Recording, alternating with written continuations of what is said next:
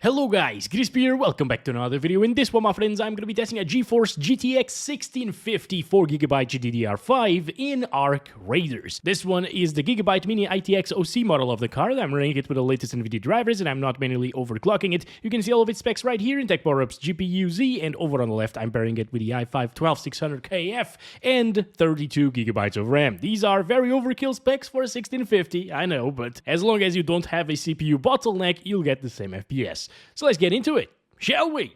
And let's go over the settings. First, I'm starting at 1080p resolution, utilizing 100% resolution scale, no anti-aliasing at the moment. I'll try other forms of anti-aliasing, or I will try forms of anti-aliasing because there's no AI now. And we're using the lowest settings here in the game at the moment, which is also the low settings preset. So let's try this out. Alrighty, here we have it, and it's a rainy day, which is slightly more intensive than just sunny weather, you know, because we got more effects on screen, and it seems like we're getting like 60 to 70. This is very similar to what we saw in the menu at first, before starting the game itself, so 60 to 70, that's really damn good, actually, for a GTX 1650. Kind of expected, because this game asks for a GTX 1050 Ti as its minimum requirement GPU, so 1650 is around like 20% faster, 30% sometimes, so it's no wonder that it can actually play it pretty well. However, I would probably expect a 1050 Ti... Oh, there's a guy over there. Okay, I won't shoot you. Hello. Hello. Hello there. Okay. I can't even see her. There it is. Okay. Alright. Let's keep on going. But yeah, with the 1050 Ti being a little bit slower than this, I guess the minimum requirements are aiming for around 45 frames per second, I think. I still haven't tested that GPU. We should definitely get to it one of these days. Now, I think these bushes and the draw distance in general is really poor here on the low settings, and since we still have a little bit of headroom to increase the graphics quality, I will be doing that in just a little bit, because I'm just not really liking the experience visually. However, if you are aiming for the highest FPS that you can get with the cleanest graphics as well, this is it. Low settings at 1080p resolution will give you that with the GTX 1650. No need to utilize upscalers, no need to utilize anti-aliasing either. Yes, it looks super shimmery here because there's no AA at the moment, but the anti-aliasing in this game makes pretty much everything super blurry, and it's not a good look, in my opinion. If you're looking for the cleanest graphics and the easiest way to spot people at the distance and stuff like that, this is the way. But yeah, I'm really enjoying the experience here with this GPU, and it's safe to say that if you have this card, you're thinking about buying Arc Raiders, it's at a good price as well, $40, you know. It's not outrageously expensive like Call of Duty, you know.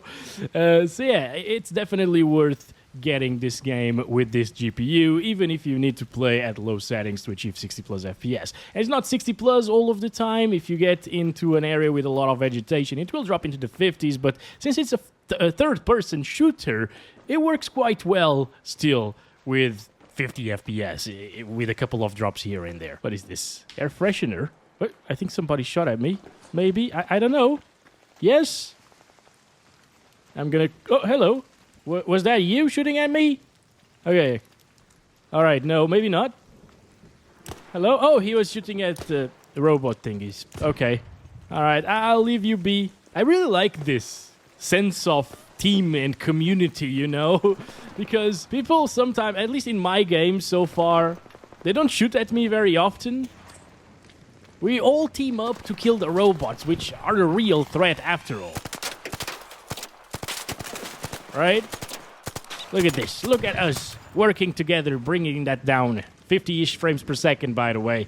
Yeah, you do you, buddy. You do you. Oh, boy. That's a big one. That is a big one. But yeah, a friend of mine, I don't know if he's lying or something, but he says that he never extracted successfully because he always got killed. And that's exactly the opposite experience that I'm having here. People are so friendly in this game. Maybe it's because I'm a low rank or something, because I don't really play this in my free time. But it is a really fun game. It's pretty chill sometimes as well. You're just roaming around the world, looting things to craft stuff and so on. And it's nice. And it's well optimized as well. Really, really smooth. Hi. Hello. See that? I mean... People are friendly here. Let's see what we can do here. So 71 FPS average is what we got with 51 or 52 FPS 1% lows. Pretty stable. No major issues here. For a 1650, once again, in a recent title, it's way better than normal to get these FPS. Now, in terms of anti-aliasing, we got TAAU, which is just TAA if you utilize 100% resolution scale. We got TSR, which is the Unreal Engine 5's built-in upscaler. And this, well, if you use 100%, it's anti-aliasing, of course. And then we have FSR3 native AA and XeSS anti-aliasing as well with 100% resolution scale. Now, with XeSS, as you can see, things drop down by quite a bit. I'm not sure why it started stuttering more. Maybe it's utilizing more VRAM and it needs a bit more than 3 GB or 4 gigabytes of this GPU. It's allocating now 3.6. But I noticed that the 1650 card, every time I test it, it doesn't quite reach 4 gigabytes there on allocated VRAM. It's always a bit lower than that. That doesn't mean that the VRAM isn't maxed out, by the way. But yeah, as you can see, a little bit more unstable with XeSS native AA, although this is the best anti-aliasing available on the 1650. But I wouldn't utilize it. FSR3 native AA gets very similar FPS. It looks a little bit noisier as well, and it still has these insane spikes here and there. So, I mean, maybe it's just loading these anti-aliasing techniques, you know, and applying them. But as you can see, we went from 50 plus FPS all of the time, essentially, and now we're down into the 40s often. So it could drop into the low 40s sometimes. And that's just not great. Oh boy, that's a big one right there. Okay. So I wouldn't really utilize this. I really feel like if you want the best experience, you should just turn off anti-aliasing. But some people can't really handle the look of anti-aliasing here. Now, TSR is a bit blurry, as you can see. It's definitely the blurriest anti-aliasing slash upscaler out of all of them here in this game.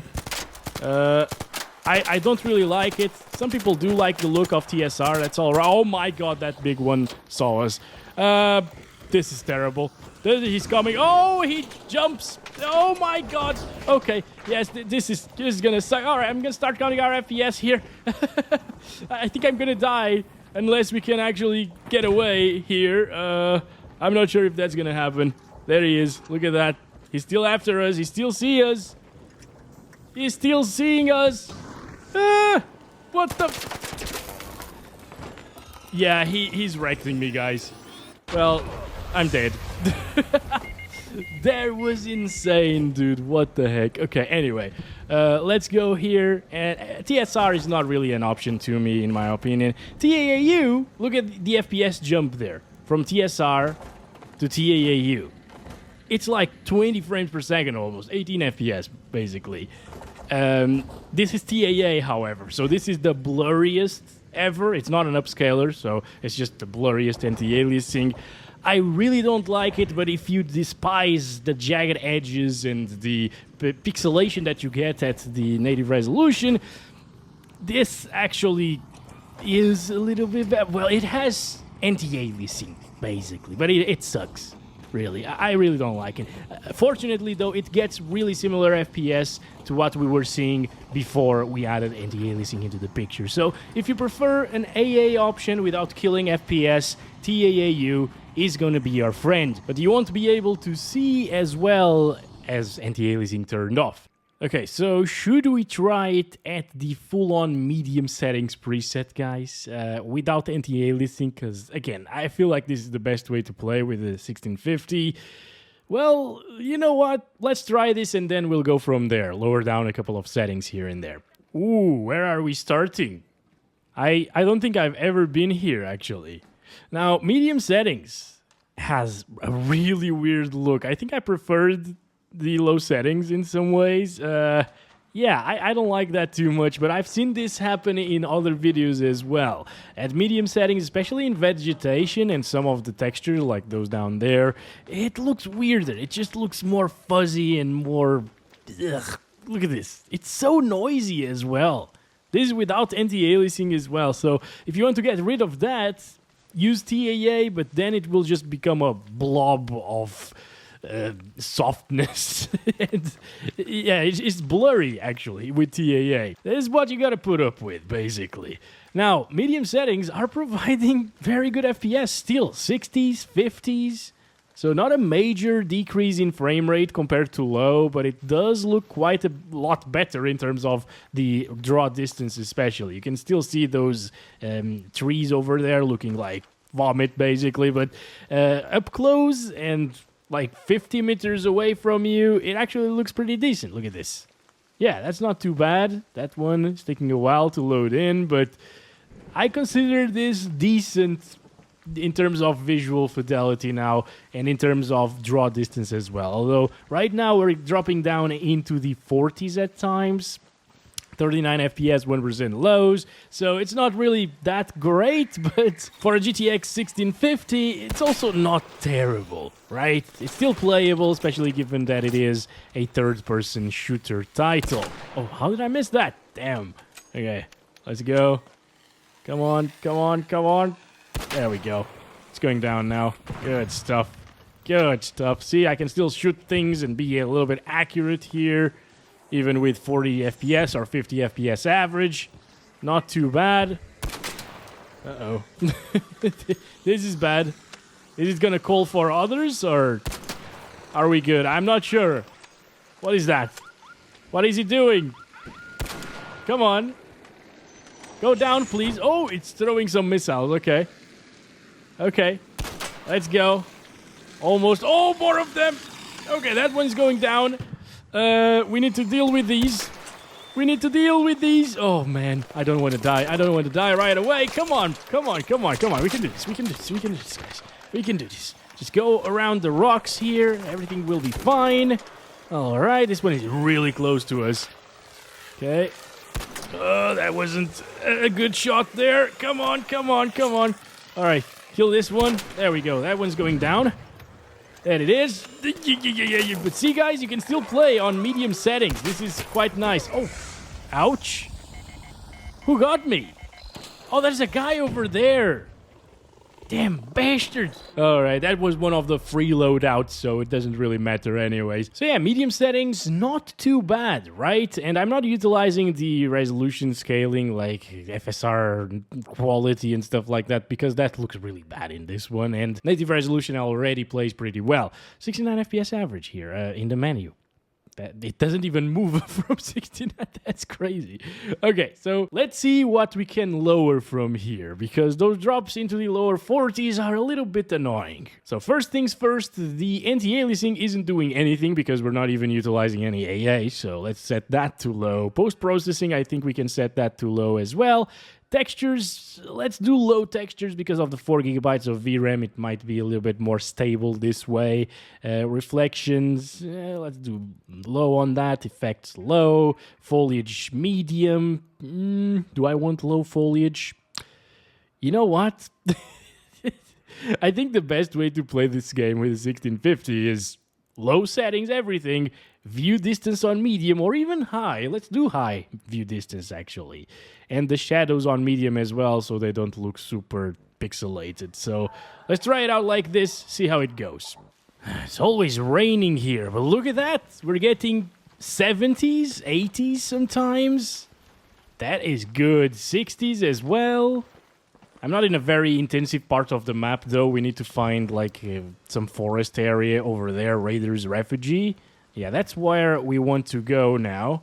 So I'm just going to set the waypoint over there, and we'll go there and see the FPS dropping into the forest area. But, yeah, this is good.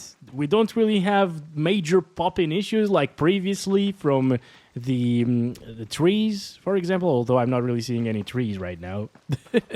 We're not seeing any instability either. The VRAM is under control, or at least as best as it can be under control, because 4 gigabytes still not amazing really, but it does the job in this game. I'm wondering how like a 2 gigabyte card would do in this game, or a 3 gigabyte 1060 for example, but again, the game doesn't really get many views for some reason. If this does get a lot of views, I will for sure test it again next week, but I'm not sure, guys. It's weird. It's weird. Still, I felt like playing the game today and testing out GTX 1650, which is still a very popular GPU after all. Finally, we're in the forest. Oh man. We're about to get out of the forest because this guy's probably gonna kill us. I don't know. Come on. Come on, just get wrecked, please. It takes a while with this weapon. The other one that we had, the bolt-action rifle, was amazing compared to this crap. Oh man. Oh man. No. Don't shoot me. Don't shoot me. Come on, where is it? Where's the robot? Where's the robot? There he is. Flipping bastard, come on. All right, there we go. He's gone. Right? Yes. Whew, okay. 40-something FPS, look at that. It's dropping by quite a lot.